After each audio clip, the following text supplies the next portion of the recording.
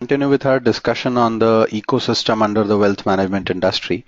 We've already seen who are the major market players and what are some of the terminologies that are used here. Now we'll look at exactly what is the growth that we are witnessing in this particular segment, and what are the advantages a country like India faces or has in this industry. Why is this an important industry? And that would also kind of continue our answer to the question on why is wealth management an important area.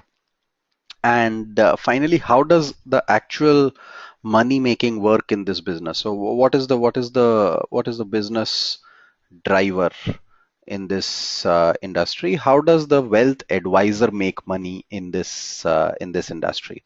So that's also going to lead up to what is the biggest challenge that is upon us today when we look at this industry and the requirement of this industry, and how are we going to go about addressing that challenge is going to form a crux of our discussion over the course of this entire curriculum, right? So let's begin with an understanding on some estimates. What is the total investable assets of HNIs across the world? Right? So what is the total size of that investable asset? It is enough to buy all traded stocks in the New York Stock Exchange 10 times, right? So that's the world's biggest stock exchange.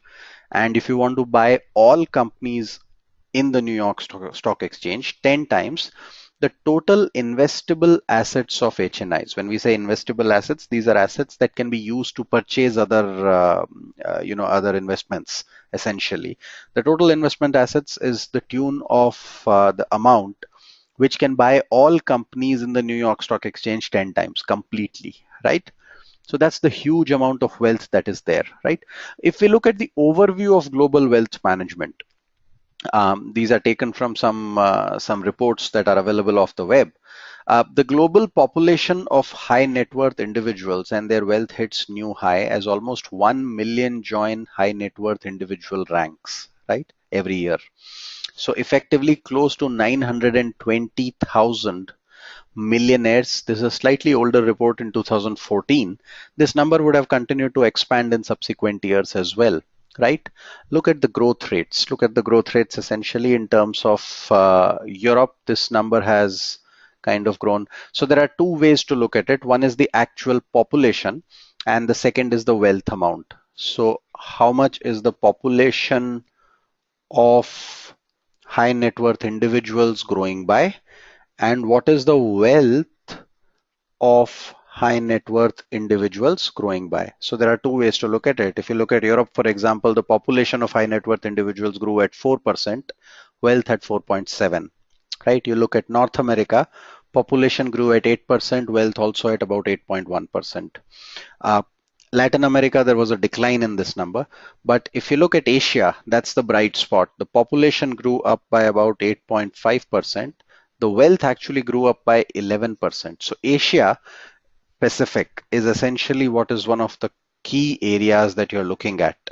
You have globally a scenario where you have in the world roughly about 2520 millionaires every day, new millionaires every day, right? That's 920,000 divided by 365. So if I take 920,000 and divide this by 365, that's the number.